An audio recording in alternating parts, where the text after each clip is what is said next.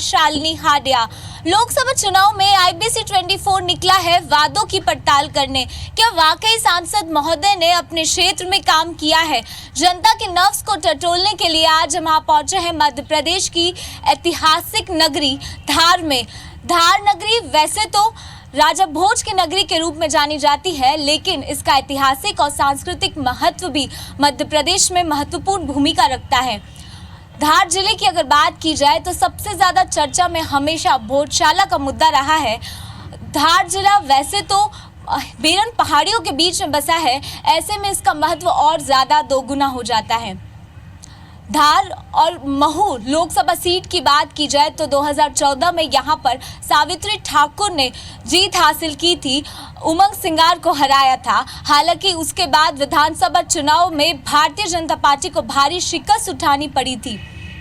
IBC 24 लगातार एक सामाजिक सरोकार के लिए भी निकला है और ये सरोकार है लोकतंत्र को मजबूत करने के लिए।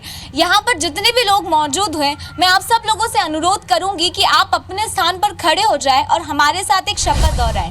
हम भारत के लोग ये शपथ लेते हैं कि लोकसभा चुनाव में वोट डालने जरूर जाएंगे। हम ये भी शपथ लेते हैं कि जाति धर्म क्षेत्र से ऊपर उठकर योग्य प्रत्याशी का चयन करेंगे और लोकतंत्र को मजबूत बनाएंगे। बहुत बहुत धन्यवाद। आप सब अपने स्थान पर बैठ सकते हैं। कार्यक्रम की शुरुआत से पहले सबसे पहले यहाँ की पृष्ठभूमि और राजनीतिक समीकरण को समझना बहुत जरूरी है। धार जिला ऐतिहासिक दृष्टि से बहुत महत्वपूर्ण रखता है, इसलिए पर्यटक के लिए काफी आकर्षक का केंद्र रहता है। बेरन पहाड़ियों के बीच में बसा है धार जिला और इसकी खासियत यह है कि सबसे बड़ा मध्य प्रदेश में अगर क्षेत्रफल माना जाता है तो वो मध्य प्रदेश के धार में है। आपको बता दें, विधानसभा चुनाव के बाद यहाँ के जो सियासी समीकरण है वो बिगड़े हैं, क्योंकि एक समय माना जाता था कि ये भारतीय जनता पार्टी का गढ़ हुआ था। आपको बता दें कि पूरे लोकसभा चुनाव में अब तक 16 चुनाव हुए हैं, जिसमें से सबसे ज्यादा बार 13 बार कांग्रेस यहाँ पर विजय हुई है और 2 बार भारतीय जनता पार्टी का कब्जा रहा है। सावित्री ठाकुर की बात कर ले, अगर पूरा उनका मौजूदा दौर का रिपोर्ट कार्ड की बात की जाए तो ये कुल 90% बार सांसद में उपस्थित रही है। 17 बहस में इन्होंने पार्टिसिपेट किया है और अब तक 70 से ज्यादा प्रश्न पूछे हैं। तो चलिए हम अपने कार्यक्रम की शुरुआत कर देते हैं। शुरुआत हम क्योंकि प्रदेश सरकार है, इसलिए ऐसे में बहुत ज़रूरी हो जाता है कि कांग्रेस से ही सवाल लिए जाएं। क्या वाकई इस बार यहाँ पे सियासी समीकरण बिगड़ने वाले हैं? योजनाएं बहुत सारी लागू की थी प्रदेश सरकार ने आते ही, क्या यहाँ पे कर्ज माफी का असर दिखा है हमें? हमारे जो मध्य प्रदेश के मुख्यमंत्री हैं, पहले ही जब शपथ ली थी, पहले दिन जब बैठे थे, उसी दिन सबसे पहले उन्होंने जो हस्ताक्षर किए हैं कर्ज माफी पे किया है। कर्ज माफी का सवाल है, कर्ज माफी का सवाल है। सारे किसानों को प्रमाण पत्र दे दिए गए हैं। किसानों को 25 लाख किसानों के खाते में पैसा चला गया, 2 लाख रुपया बाकी शेष बचा है, क्योंकि इसकी प्रक्रिया होती है, बैंकों की प्रक्रिया होती है और उन्होंने प्रक्रिया पूरी करके और जो है प्रमाण पत्र दे दिए गए हैं। अब प्रमाण पत्र दे दिए गए हैं, प्रमाण पत्र दे दिए गए हैं, चुनाव आचार संहिता लगने के कारण ये डिले हुआ है और चुनाव के बाद सारे किसानों का कर्ज उनके खाते में आ जाएगा। और लोगों से मैं जानने की कोशिश करती हूँ, क्या वाकई धरातल की स्थिति जाननी है मुझे? कर्जा माफ हुआ है क्या किसानों का? कर्जा माफ हुआ है और अभी 50% किसानों का कर्जा माफ हो चुका है। चूँकि आचार संहिता भी लग चुकी थी, इस वजह से वो अभी पेंडिंग हो चुका है, क्योंकि अब वो आचार संहिता में कर नहीं सकते। चाहते हैं जैस क्या सोचता है इस बारे में? आपको लगता है प्रदेश सरकार का एक फैसला, इसके बाद कहीं ना कहीं चुनावी समीकरण भी बिगड़े हैं, ये किस तरह से आप देखते हैं? मैम, हमारे यहाँ पे हम लोग इसलिए सक्रिय हुआ जयेश, ना तो हमको बीजेपी ने समर्थन किया और ना ही कांग्रेस ने किया, इसलिए हम लोग तीसरा डंका जयेश का ठोकेंगे और इस बार जयेश ताकत दिखाएगा। और मध्य प्रदेश में कांग्रेस की सरकार बनी है तो जयेश के कारण ही बनी है। आपसे जानना चाहेंगे, कर्जा माफी को लेकर बहुत सारी बातें हो रही है, आपसे जानना चाहेंगे क्या लग रहा है वाकई कर्जा माफ हुआ है? कर्जा माफ के लिए राहुल गांधी ने कहा था 10 दिन में अगर कर्जा माफ नहीं होगा तो मुख्यमंत्री बदल दूंगा। आज 3 महीने हो गए, तो वादे तो ये करते हैं पर निभाते नहीं है। फिर दावे पेश कर दिए गए, फिर से एक बार भारतीय जनता पार्टी आ रही। मैं सबसे पहले तो आपको आपके चैनल को बधाई देता हूं, जो धार में आपने आकर जिस तरीके से खुले मंच के माध्यम से जो बात कही कि इस बार जाति धर्म से ऊपर उठकर वोट करना चाहिए, उसके लिए सबसे पहले मैं इस चैनल को नमस्कार करता हूं और बधाई देता हूं। रही बात कर्ज माफ़ी की, मैं शुरुआत करना चाहता हूं प्रधानमंत्री जी से, मैं शुरुआत करना चाहता हूं उन मंत्रियों से, मैं शुरुआत करना चाहता हूं उन सांसदों से, मैं ऐसे तमाम जनप्रतिनिधियों से एक मेरी बात रखना चाहता हूं। मुद्दे से भटकाइए मत, मुद्दे से मत भटकाइए। मैं पूछना चाहता हूं, कर्ज माफी हुई क्या, अभी मैं बता रहा बताइए। हूं, उसी पे आ रहा हूं। मैं पूछना चाह रहा हूं कि जिन जनप्रतिनिधियों ने अपने गांव को गोद लिया था, उसकी स्थिति क्या है। गांव गोद लेना, किसी को गोद लेना क्या होता है, ये हम इनको बताएंगे। और रही बात कर्ज माफी की, 86.5 करोड़ रुपए कर्ज माफ हुआ है। अगर भाजपा का कोई नेता अगर जवाबदारी से अगर मेरे सामने अगर बैठ के बात करना चाहता है तो मैं मनोज सिंह जी गौतम को आमंत्रित कर सकता हूँ। ठीक है, और भी लोगों से जानना चाहेंगे। सर, क्या स्थिति है कर्ज माफी की, बताइए। कर्ज माफ़ी मध्य प्रदेश में सफल हुई है। कल ही 30 करोड़ रुपया कॉर्पोरेट बैंक में आया है।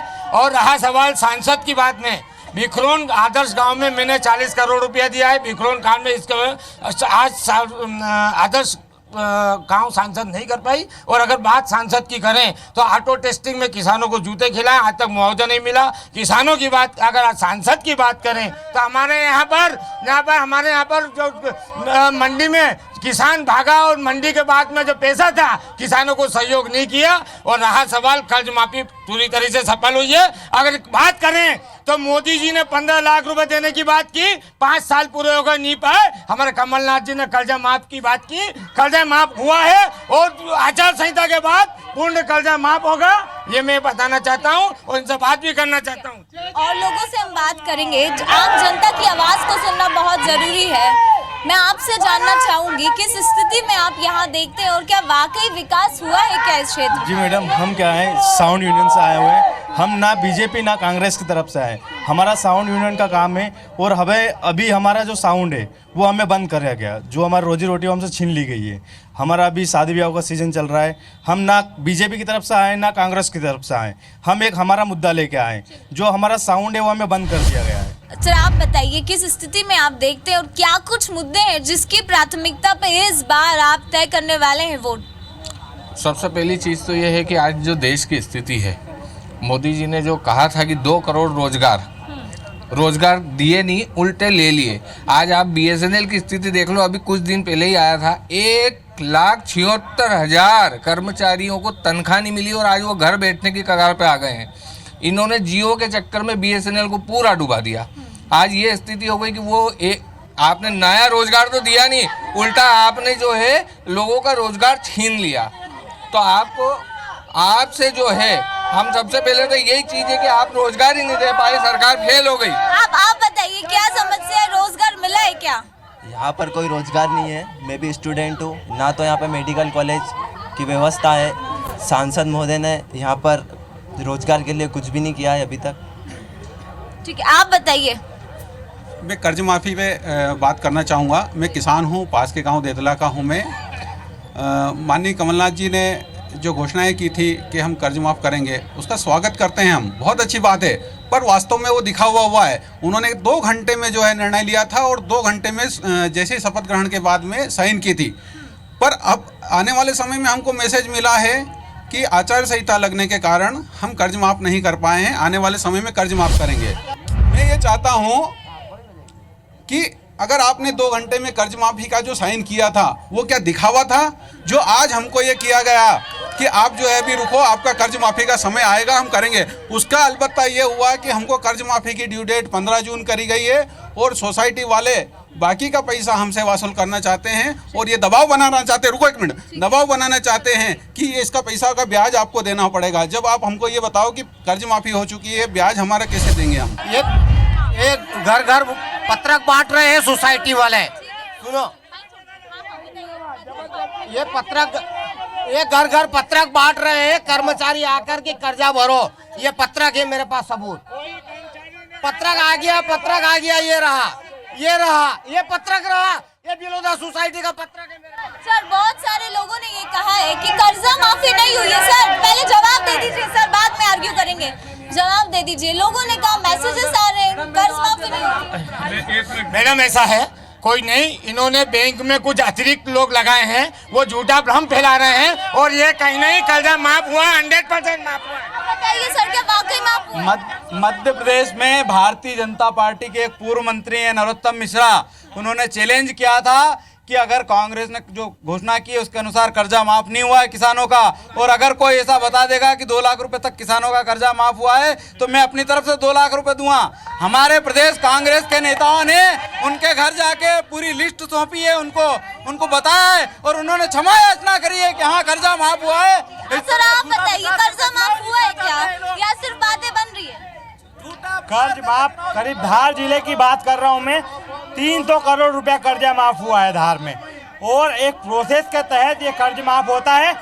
यदि ये चैलेंज करे कि किस सोसाइटी में कर्जा माफ हुआ है तो हम उसको सोसाइटी वाइज आंकड़ा दे सकते हैं। मैं बात यहाँ कहना चाहता हूँ कि बीजेपी ने भी पिछली बार बोला था कि हम 50,000 तक का कर्जा माफ करेंगे, क्या इन्होंने किया है? हमने सबसे पहले कांग्रेस ने आते से ही सबसे पहला यदि काम किया है जो कर्ज माफी का किया और उसका इम्प्लीमेंटेशन चालू है।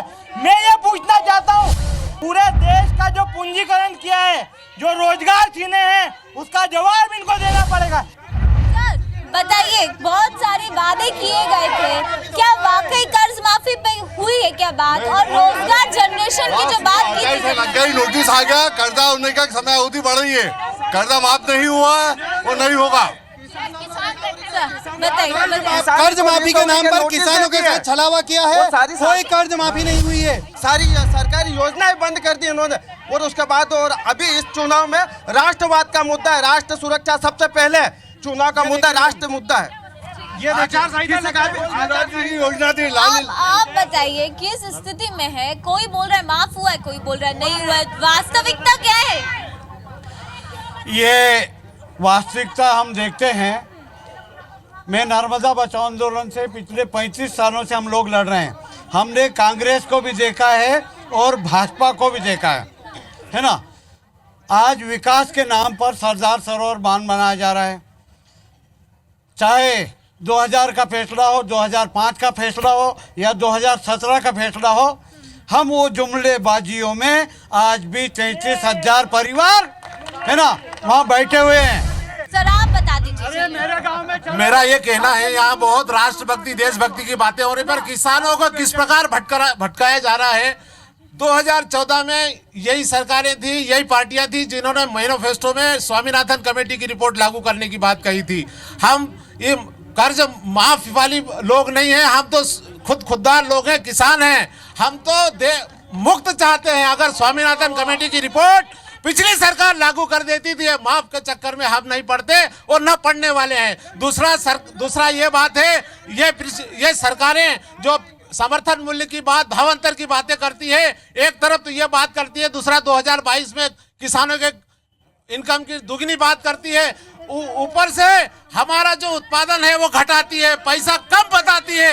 ये सारी बातें हो रही है। अगर मोदी सरकार अगर आदिवासियों का हकीकत में विकास चाहती है तो एक ही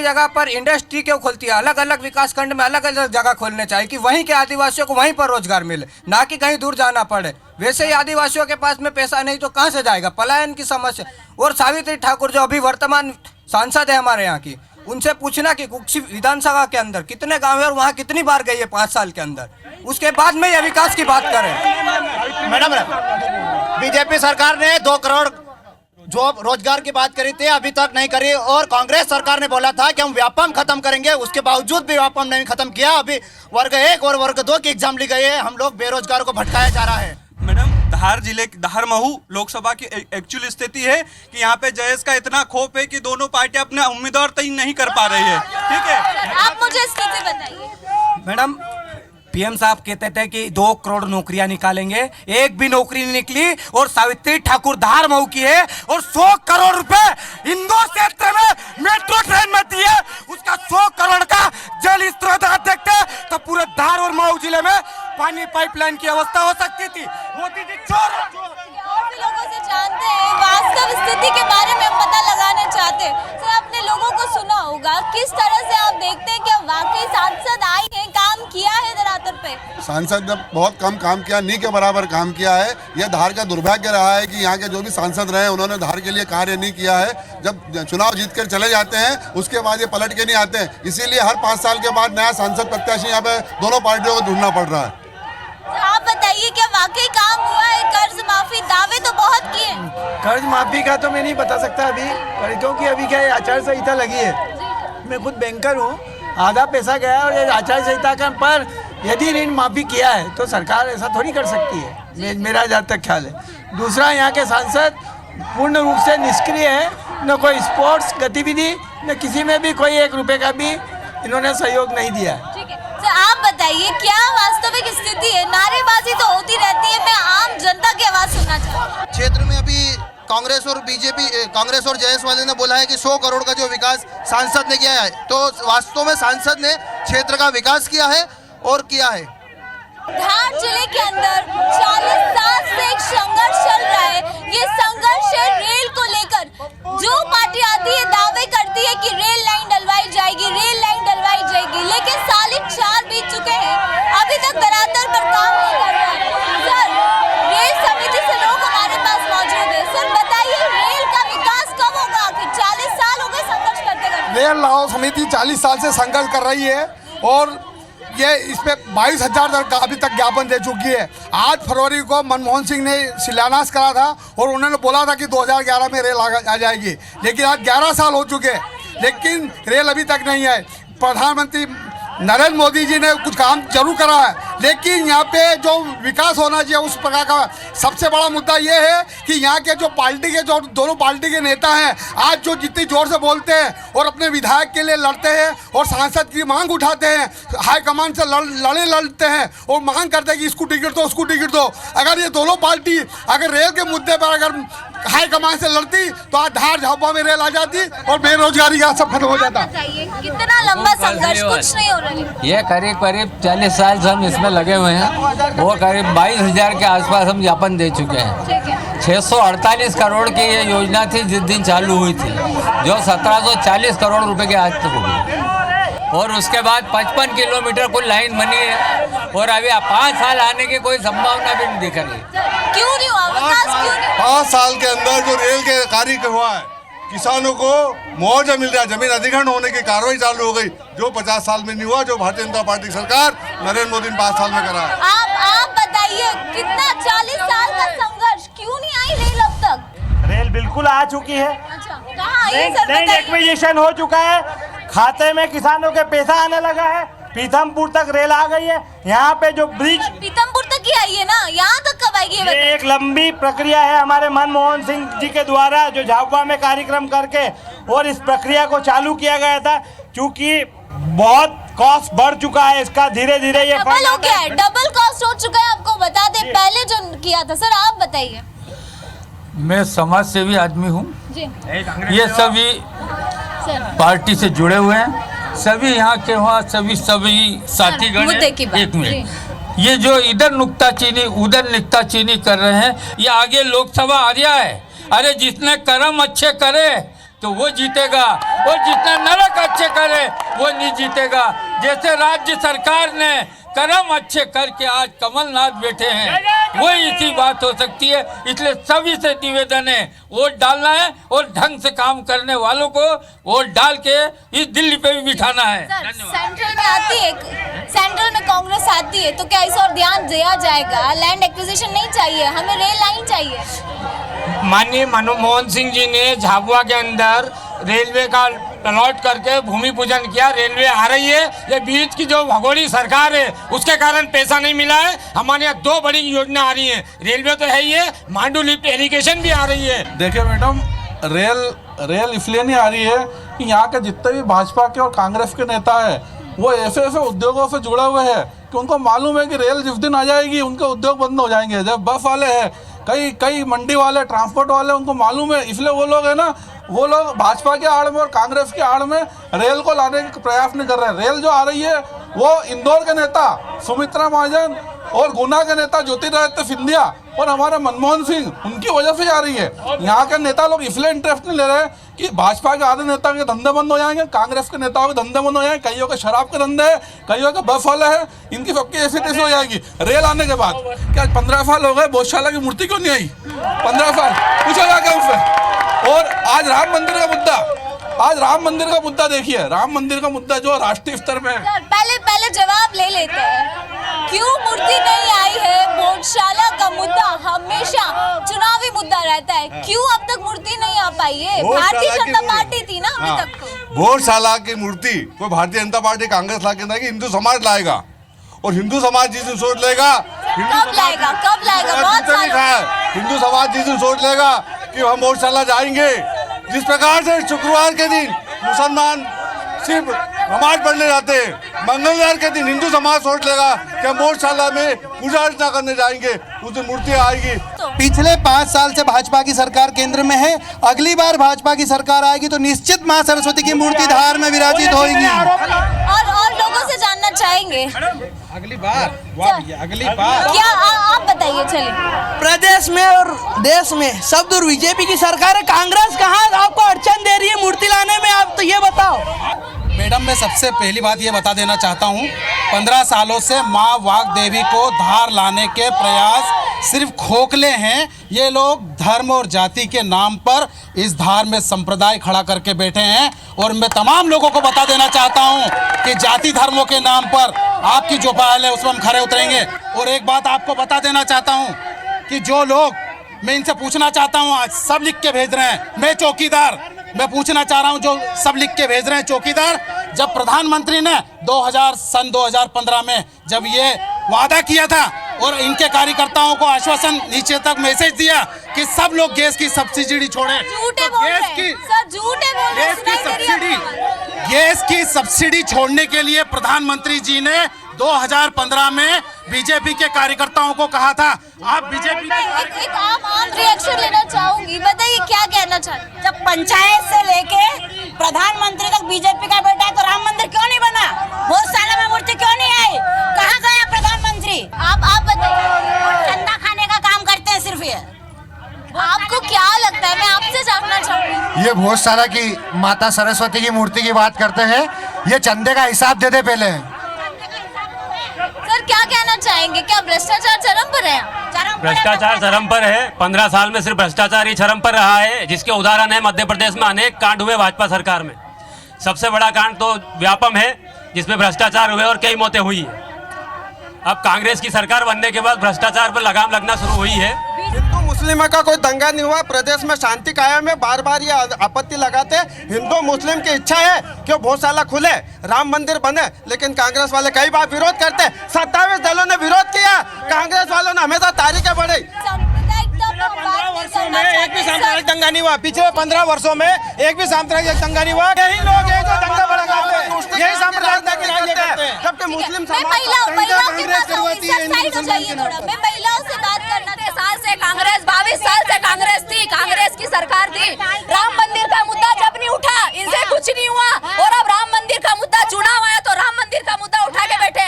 ये साल है, इतने साल इनका पूरा खानदान था, पूरा खानदान 60 साल से कांग्रेस ने क्या किया बागदेवी के लिए?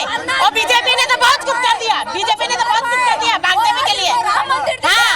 आज आतंकवाद को बढ़ावा किसने दिया है? कांग्रेस ने ही दिया आतंकवाद को बढ़ावा। बोलते हैं आरडीएक्स कहाँ से आया? आरडीएक्स जो आतंकवादी को जो जी करके बोलते हैं। आप बताइए, ये लोग राम के अस्तित्व को ही मानने से इनकार किया है इन लोगों ने। जय जय सिया राम। राम सेतु को तोड़ने के लिए भी सुप्रीम कोर्ट में अर्जी इन लोगों ने लगाई थी। मोदी जी 60 साल तो कांग्रेस ने बागदेवी के लिए कुछ नहीं किया। डायरेक्ट सवाल सर, जवाब चाहिए। मैं ये बोलना चाहता हूँ कि राम मंदिर के लिए बीजेपी बिल के को क्यों लेके नहीं आई? यदि ये बिल ले आते, बिल ले क्यों नहीं इन्होंने साहस किया बिल लाने के लिए? मैडम ये बताइए, एक 15 साल से मध्य प्रदेश में सरकार है, विगत 5 साल से केंद्र में। अगर देश की केंद्र सरकार चाहती तो मंदिर निर्माण चालू हो सकता था, शुरू हो सकता था, लेकिन मंदिर निर्माण नहीं कराने की वजह चुनाव। बाईस वकील खड़े किए कांग्रेस ने राम मंदिर का विरोध करने के लिए। इनके वकील हटा ले तो मंदिर बन जाएगा। राम मंदिर का विरोध आज भी हिंदू ही कर रही है, कांग्रेस ही हिंदू कर रहा है। सर मुझे एक बात बताइए, किस स्थिति में आप देखते हैं आरोप बहुत लग जाते हैं, क्या वाकई ये सिर्फ चुनावी जुमला हो गया है क्या राम मंदिर का? राम मंदिर का जुमला दे दिया है, धर्म की आड़ में जुमला कर रहे हैं। केंद्र में इनकी सरकार है, प्रदेश में इसकी सरकार है। जब नोटबंदी ये कर सकते हैं तो राम मंदिर क्यों नहीं बना सकते हैं? राम मंदिर क्यों नहीं बना सकते हैं? राम सरकार है, जुमलों की सरकार है। मैम धर्म के नाम से जो उलझा रहे हैं, ना तो जंगल की बात कर रहे हैं, ना जमीन की बात कर रहे हैं, ना पानी की। आज गांव में जाके देख लो, पानी की बहुत दिक्कत है। धर्म के नाम पे राजनीति करना चाहते हो तो धर्म के नाम पे करो। आज जमीन के लिए लड़ रहे हैं हर वर्ग, हर किसान मजदूर। आज पलायन की बात कोई नहीं कर रहा है, बेरोजगारी की बात कोई नहीं कर रहा है। बेरोजगारी पलायन एक बड़ा मुद्दा है धार जिले के अंदर। युवा की आवाज जानना चाह रही हूँ, क्या रोजगार मिला है क्या? मैम 15 साल से प्रदेश में इतना भ्रष्टाचार है। आप मंदसौर में देख लो, किसानों पे गोलियां चली इनकी सरकार में। और इन्हीं तो बीजेपी जीते ना, तो बीजेपी जीती गौशाला में। आप ही की सरकार में जूते पड़ेंगे नहीं हिंदुओं को। आप ही की सरकार में हिंदुओं को जूते मारे इनने। हिंदू लोगों को जो गौशाला गए थे उनको इन लोगों के इनकी सरकार में जूते पड़े। आप बताइए, क्या रोजगार मिला है क्या कि सिर्फ जुमले में? आजकल पढ़े लिखों को कोई भी सरकार आ रही है, बस क्या करती है, चुनाव के पहले रोजगार के नाम पर बड़े बड़े वादे कर लेती है। हमारे यहाँ पर हर साल एजुकेशन के नाम से जो संयुक्त राष्ट्र संघ है उससे पैसा आता है, मगर रोजगार के नाम पे ये कुछ नहीं दे पाती है। आपसे जानना चाहूंगी, और भी युवा हमारे साथ जुड़े हैं, किस स्थिति में आप देखते हैं शिक्षा में काम हुआ है क्या? शिक्षा में तो कुछ काम नहीं हुआ है, और रोजगार मोदी जी ने बोला था रोजगार नहीं मिला, तो रोजगार दे और किसानों को सोयाबीन के भाव बढ़ाए जाए। अब आप बताइए। कमलनाथ सरकार ने कोई योजना का प्रारंभ नहीं किया है, हमारे को हर प्रकार से परेशानी आ रही है क्या? आप बताइए, क्या वाकई काम हुआ है? रोजगार की बात करती है सरकार, क्या वाकई आया है इस जगह? मैडम रोजगार तो बहुत कम है। सभी मेरे गांव में एमटेक करे हुए कम से कम 10 लोग मिल जाएंगे आज भी। घर पे ही काम कर रहे हो, रोजगार ही नहीं। रोजगार है ही नहीं, बड़े दावे किए जाते हैं रोजगार दिया है, रोजगार दिया है। Ma'am all India manufacturers organisation की रिपोर्ट के अनुसार पिछले 4 वर्ष में 35 लाख नौकरियां छीनी गई है, और ये कहते हैं कि 2 करोड़ रोजगार हम हर साल देंगे। यहाँ तो और उल्टा, रोजगार जो बेरोजगार है उनसे रोजगार तो नहीं दिया जा रहा है, पर जो काम कर रहे हैं उनसे भी नौकरियां छीनी जा रही है। तो आप ये देखिए, ये सरकार कर क्या रही है? ये खुद बाल विकास में नौकरी कर रहे हैं, ये खुद बाल विकास में सरकारी नौकरी कर रहे हैं, बोल रहे हैं कि रोजगार की बात हो रही है, कोई कुछ भी कर रहा है। आपको क्या लगता है, रोजगार मिला है क्या? हमारा छीन लिया गया है, हमारा खुद का रोजगार छीन लिया गया है। यहाँ पर बहुत देर से हम लोग देख रहे हैं, सब लोग अपनी अपनी पार्टी के करें, लेकिन आज तक ये नहीं कि रोजगार के ऊपर किसी ने बात करी। आज के गांव में जाके देखो, मोदी जी बोलते विकास कहते हैं। आज भी अगर मेरे गांव में आकर विकास कहाँ है तुम्हारा? 5 साल में मोदी है तो मुमकिन, तो 5 साल क्या करे? और लोगों से बात करते हैं, 4 साल में ही बेरोजगार हो गए। हमारा ये कहना है, प्रदेश में शिक्षा, स्वास्थ्य, बिजली, पानी, सड़क, जो मूलभूत सुविधा है सभी का निजीकरण हो गया है। क्या कोई सरकार इन पर ध्यान देकर शिक्षा में कोई सुधार लाने की बात करेगी, या सिर्फ इनको बढ़ावा देकर निजीकरण की ओर जाएगी? दूसरा, यहाँ बहुत सारी बातें होती है राजनीतिक। मैं ये कहना चाहता हूँ, सरदार पटेल इनका हम सम्मान करते हैं, उनकी मूर्ति उस सरदार सरोवर के नीचे स्थापित की गई है, जिसमें 3,500 करोड़ लगाए गए हैं। 70 गाँव को उजाड़ा गया है। इस पूरे सरदार सरोवर क्षेत्र में जो 193 गाँव मध्य प्रदेश के डूब आ रहे हैं, उसमें मात्र 1200 करोड़ दिए हैं। और आप बताइए मुझे, किस तरह से आप देखते हैं, क्या वाकई विकास हुआ है क्या? 55 साल का कार्यकाल पूरे देश में, अगर 70 साल देश को आज़ाद हुए हैं, उसमें 55 साल लगातार कांग्रेस ने राज किया है। उसके बनाम 5 साल मोदी का कार्यकाल है। पूरी दुनिया को पता है, पूरे देश को नहीं, पूरे दुनिया को पता है कि मोदी जी ने क्या काम किए हैं। जबकि कांग्रेस की सरकार मध्य प्रदेश में 2 लाख रुपए का मुद्दा था। चलो, और भी जनता से बात करोगे सर? कांग्रेस जवाब दे मुझे। मैडम ये बताइए 70 साल कांग्रेस को कहते हैं, तो कांग्रेस ने जो 70 साल में आज स्थापित किया है, एक मिनट, कांग्रेस ने जो 70 साल में स्थापित किया है, ये सेना के पास जो हथियार हैं, जो आज संसद बनी है, जो आज ये स्मार्ट सिटियां बनी है, ये कांग्रेस शासन की और कांग्रेस की देन है। और मोदी जी का सवाल, एक मिनट, पीतमपुर आपने कहा ना रोजगार बेरोजगारी, मैडम मैं पीतमपुर रहता हूँ और मैं वर्कर जो मजदूर है उनकी भी मैं राजनीति करता हूँ। वहाँ पे जब जीएसटी लगी मैडम प्लीज, जब जीएसटी लगी, जीएसटी में 50,000 मजदूर बेरोजगार हुए, जीएसटी में 50,000 वर्कर। मैं ये बोल आज भी मुद्दा ये है, यदि आज भी देश का मुद्दा हिंदू मुस्लिम है तो ये देश का दुर्भाग्य है। धार जिले के अंदर यहाँ पर जितने स्थानीय मुद्दे गंभीर है, उससे ज्यादा राष्ट्रीय मुद्दों को लेकर भी लगातार जो चर्चा है ये आगे बढ़ रही है। लेकिन सबसे जरूरी हो जाता है कि क्या हर बार सांसद आ जाते हैं, धरातल पर काम हुआ है क्या, वो जानने की कोशिश में जुटे हैं। वादे तो बहुत सारे हो जाते हैं। हम सबसे पहले कांग्रेस से जानना चाहेंगे, उन्होंने बहुत सारे वादे किए थे, क्या इस बार प्राथमिकता रहेगी और पिछली सरकार को किस एंगल से देखते हैं, क्या वाकई उन्होंने काम किया? नहीं, पिछली जो सरकार जो है और यहाँ की जो सांसद है निष्क्रिय रही है और वो कभी जनता के बीच में नहीं गए हैं। कोई ग्रामीण क्षेत्र के स्तर पर या पंचायत स्तर पर कोई विकास का कार्य उन्होंने नहीं किया है। और सबसे बड़ा ये विकास का जो मुद्दा है मेन, कि मोदी जी ने काफ़ी वादे किए थे कि हमारी सरकार बनेगी, ये विकास करेंगे, कोई विकास नहीं, खोखला है, सिर्फ जुमला है। और यही धार जिले की सीट अब की बार हम 5 लाख वोटों से जीतने का लक्ष्य बना रखा, 5 लाख वोटों से, और यहाँ सांसद हमारा जीतेगा। ठीक है, डायरेक्ट रिएक्शन लेते हैं, 5 लाख वोटों से जीतेगा, ये तो उन्होंने घोषणा कर दी। विकास की बात है, भारतीय जनता पार्टी सरकार ने विकास, कांग्रेस सरकार में अगर धार से कुक्षी जाना था, आदमी पसीना आता था, कहीं भी सड़क नाम की चीज नहीं थी। आज जिले में कहीं भी चले जाओ, सड़क मिलेगी आपको, साधन मिलेगा, पानी मिलेगा, किसान की कृषि भूमि जितनी उपजाऊ आज है पहले कभी नहीं थी। आज रकबा हमारे यहाँ बड़ा है। मध्य प्रदेश में भारतीय जनता पार्टी सरकार थी, मुख्यमंत्री शिवराज जी ने बार कृषि का प्रथम पुरस्कार लिया देश में। आप बताएं। ये बहुत विकास का ढिंडोरा पीटते हैं, गुजरात का मॉडल की बात करते हैं। जिस बांध पर 70,000 करोड़ खर्च करे हैं, वहाँ पर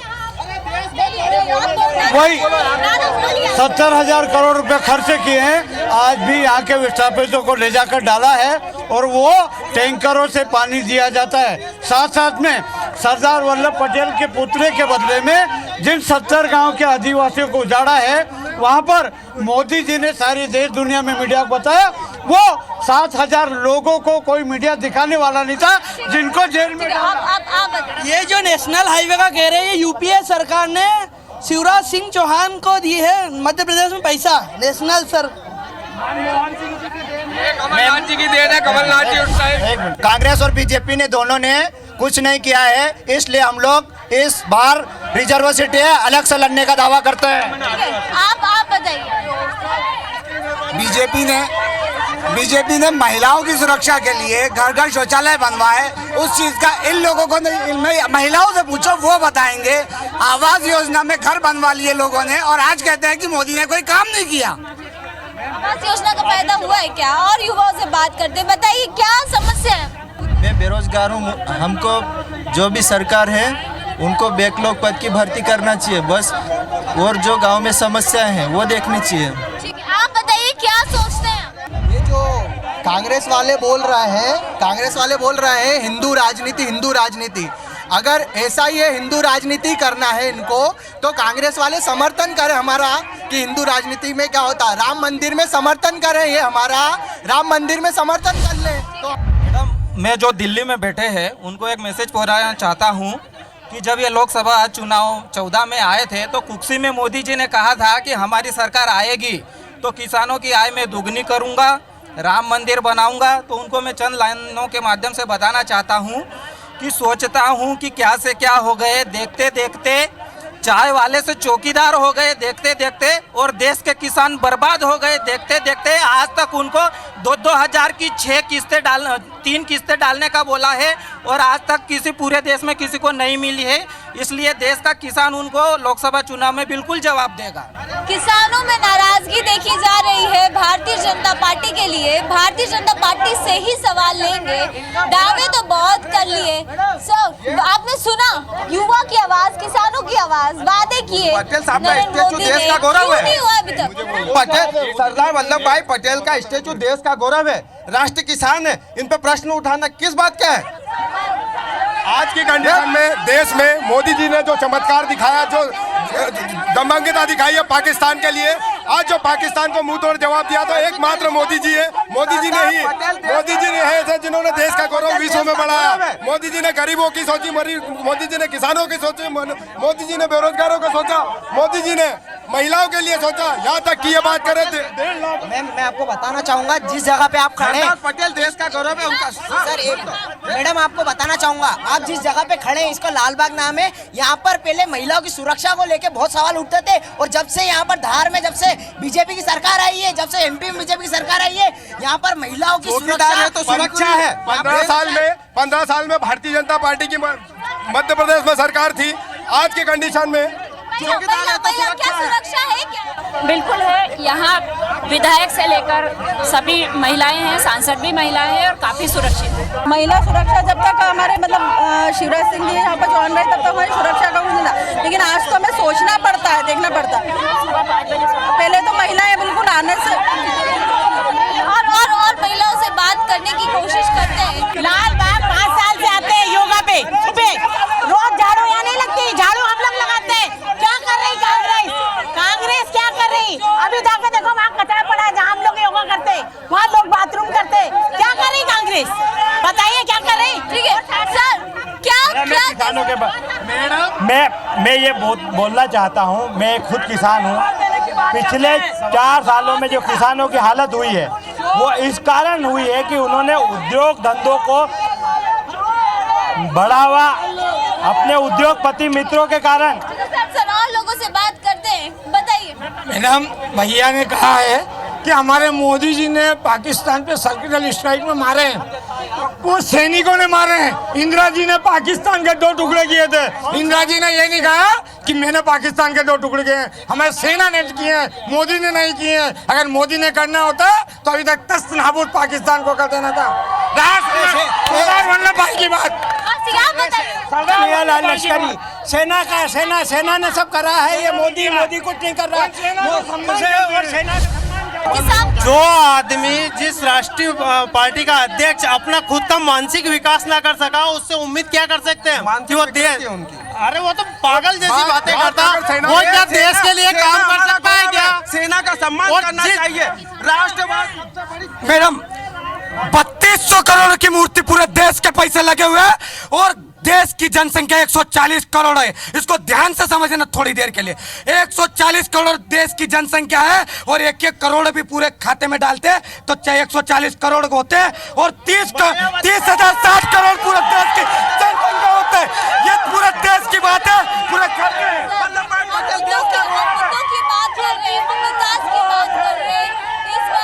क्राइटेरिया उसको जानना चाह रहे हैं, हम मुद्दों पर जाएंगे।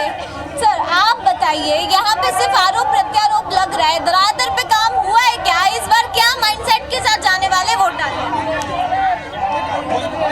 देखो, काम सावित्री जी ठाकुर ने तो बिल्कुल किया नहीं है, बिल्कुल घूमना फिरना में लगे रहे, किसी गांव में गए नहीं है, और विकास बिल्कुल नहीं हुआ है।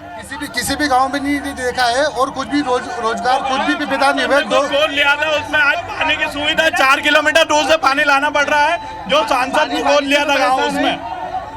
पानी से पैसा और कुछ भी विकास नहीं हुआ। सांसद निधि में 5 साल के अंदर उन्होंने बोला था रोजगार 2 करोड़ रोजगार दें, कुछ भी रोजगार नहीं मिले किसी को भी यहाँ पर। और अगर वास्तविक विकास किया तो 5 सालों में, तो विकास पे वोट मांगे ना कांग्रेस। ये वर्तमान जो है धार जिला ग्रामीण क्षेत्र से जुड़ा हुआ है, सबसे ज्यादा वोटर ग्रामीण है। ग्रामीण के विषय पे बात करना चाहिए, खेती किसानी के विषय में बात करना चाहिए। ये सारे मुद्दे भटकाए जा रहे हैं। हम सीधे जो है हम आगे क्या करने वाले हैं, कैसे क्या करेंगे, उसके विषय में आप प्रश्न रखो, उसका जवाब हम देने के लिए तैयार हैं। धार आदिवासी बाहुल्य जिला है। 80% लोग आदिवासी रहते हैं। आज भी गांव में बिजली, सड़क, पानी और कुपोषण और बेरोजगारी समस्या है।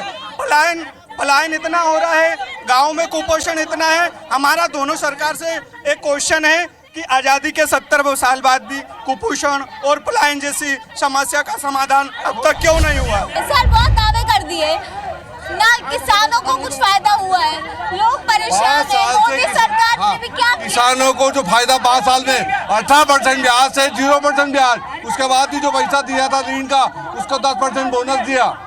किसानों को पूरा भारतीय बेरोजगारी में क्या सर, बेरोजगारी युवक पलायन क्यों कर रहे हैं? अभी तक कोई पलायन नहीं हुआ, कोई पलायन नहीं हुआ। पलायन नहीं, किसान बीजेपी की सरकार ने सिंचाई के क्षेत्र में काम किया है। सिंचाई के क्षेत्र में जब हमारी सरकार नहीं थी प्रदेश में, तब 7,500 हेक्टेयर जमीन सिंचित होती थी। आज हमारे शिवराज जी जब 15 साल मुख्यमंत्री रहे, 7.5 लाख करोड़ एरिया हेक्टेयर सिंचित। सर आप बताइए। कृषक सम्मान निधि में 6,000 रुपये प्रधानमंत्री श्री मोदी जी के द्वारा डाले गए, लेकिन आज भी कमलनाथ जी ने सूची जारी नहीं की। उल्टा सर्जिकल स्ट्राइक का मुद्दा बना के प्रजा को गुमराह, किसानों को 0%, राष्ट्रवाद सर्व कांग्रेस पार्टी, बीजेपी पार्टी दोनों जरा सुने आप लोग। धार शहर में ग्राउंड लेवल पर एक भी इंजीनियर कॉलेज, इंजीनियरिंग का कॉलेज, मेडिकल कॉलेज रतलाम जैसे जिले में है, धार जिले में नहीं है। इसके बन रहा है, कब से बन रहा है? आज रेलवे स्टेशन की मांग करते करते करते मैं 8 साल का था तब से सुन रहा हूँ, आज 30 साल का हो गया हूँ, तब भी नहीं आया। अब ये कह रहे हैं कि बस स्टैंड बनेगा, बहुत अच्छा बनेगा, व्यापक स्तर बनेगा, वो भी नहीं है।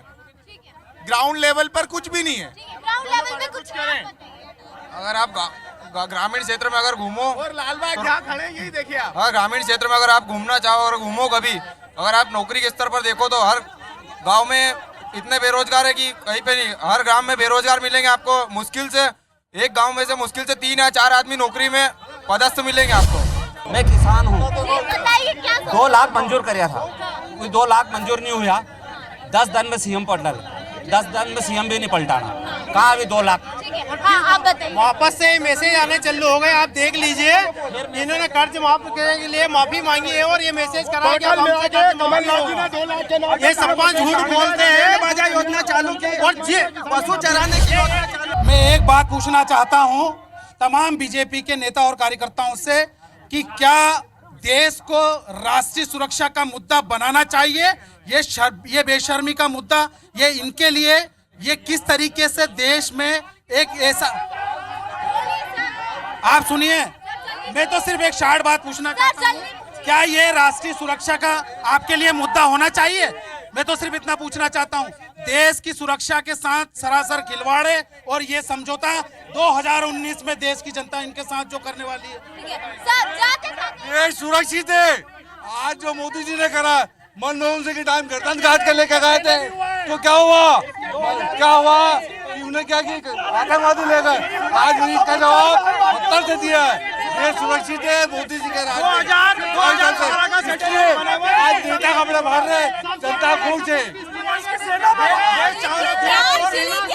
समस्या का बार है, इसका अंदाजा इस बात से लगाया जा सकता है कि अभी भी जुमलाबाजी चल रही है, आरोप प्रत्यारोप का दौर चल रहा है। लोकसभा चुनाव नजदीक है, लेकिन फिर भी यहाँ के स्थानीय मुद्दे इतने ज्यादा हावी है कि क्या होगा यहाँ का भविष्य, इसको तय करना बहुत मुश्किल है।